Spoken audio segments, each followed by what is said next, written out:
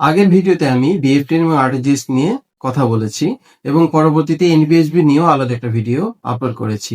আপনাদের রিকোয়েস্টে BF10, RTGS এবং এনপিএসবি তিনটা একত্রে কিভাবে এটার প্রসেসটা সেটা আজকে আমরা ভিডিওর মাধ্যমে জানতে পারবো। এনপিএসবি জিনিসটা কি? এনপিএসবি হচ্ছে ন্যাশনাল পেমেন্ট সুইচ বাংলাদেশ। অর্থাৎ আপনি ধরুন আপনার সোনালী ব্যাংকে অ্যাকাউন্ট আছে, আপনি জনতা, রূপালী অথবা ডাচ বাংলা বা অন্য কোনো প্রাইভেট ব্যাংকে টাকা ট্রান্সফার করতে চান। আপনি চাচ্ছেন ইনস্ট্যান্ট টাকাটা ট্রান্সফার হোক। সেক্ষেত্রে আপনি কিন্তু এনপিএসবি করবেন। এনপিএসবি করার জন্য নির্দিষ্ট একটা ফি আছে, বিভিন্ন অ্যাপসের মাধ্যমে করা যায়, 10 টাকা ফি।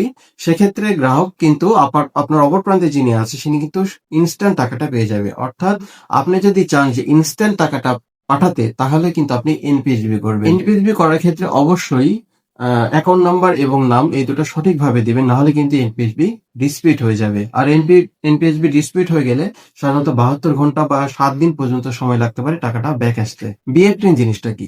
আপনি যে কোনো অ্যামাউন্ট পাঠাতে পারবেন, কিন্তু আপনি চাচ্ছেন যে না আমি এখন টাকা পাঠাবো, সে যদি আজকে সকালে পাঠাবো, আজকে বিকেলে পাই বা পরের দিনে পাই তাহলে সমস্যা নেই।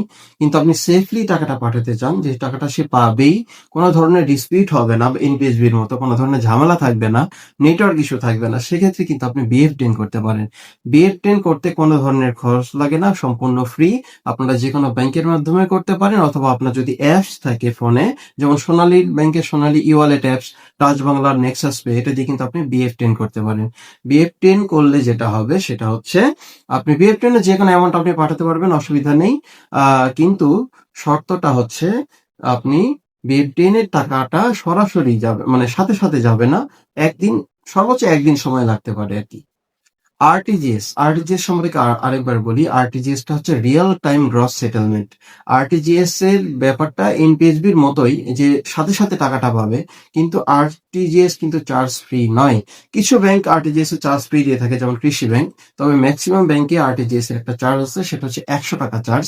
আরটিজিএস আপনি হচ্ছে সর্বনিম্ন 1 লক্ষ টাকা করতে পারবেন।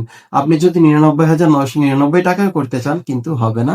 সর্বোচ্চ আপনি যে কোনো অ্যামাউন্ট পাঠাতে পারবেন, এবং ওই প্রান্তে সর্বোচ্চ এটা 30 মিনিট সময় লাগতে পারে।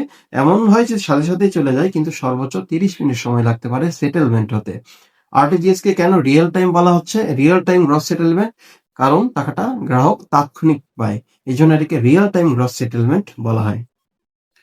BF10, আরটিজিএস বা এনপিএসবি সম্পর্কে আর কোনো কোয়েরি থাকলে আমাকে মেসেজ করবেন, অথবা আমার পোস্টে কমেন্ট করবেন। এরকম ভিডিও নিয়মিত পেতে পোস্টে লাইক, কমেন্ট, শেয়ার করুন এবং অন্যকে দেখার সুযোগ দিন শেয়ার করে। ধন্যবাদ।